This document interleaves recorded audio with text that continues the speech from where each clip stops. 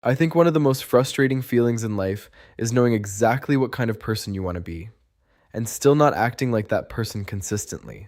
Like, you want to work out more, eat better, read more, waste less time, be more focused, be more disciplined, whatever it is. And for a little while, you really try. Sometimes it even works. You get a few good days, maybe even a few good weeks, and then somehow you drift back into the exact same patterns again.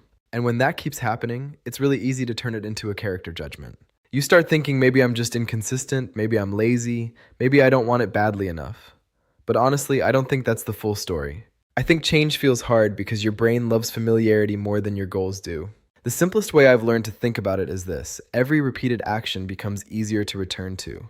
The more often you do something, the less resistance it creates in your mind. So even if a habit is bad for you, if it's familiar, your brain still reads it as easy. And easy wins a lot of the time. That's why change can feel weirdly exhausting in the beginning. You're not just trying to do a new thing.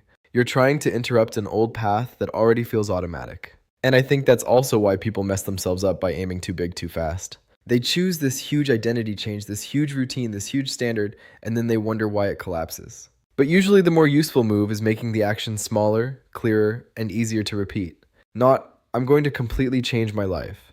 More like, I'm going to do 10 minutes. Not, I'm becoming a different person overnight. More like, I'm giving my brain something small enough to stop fighting. Because habits don't usually start with intensity, they start with repeatability. And repeatability gets stronger when the action has a clear trigger. Same time, same place, same context, same setup. That's what makes a behavior easier to return to without needing a huge internal debate every single time. I also think people underestimate how much enjoyment matters. If something feels miserable every time, your brain is going to resist it. So if you want something to stick, it helps to make it more pleasant, more rewarding, more natural to come back to. And no, that doesn't make change easy. It just makes it more realistic. I think that's the part people need to hear more often. Real change is usually not dramatic. It's not some perfect transformation where suddenly everything clicks and you never struggle again. It's slower than that, messier than that, more human than that, but that doesn't mean it's not working. Sometimes progress looks like doing a small good thing often enough that it starts feeling normal.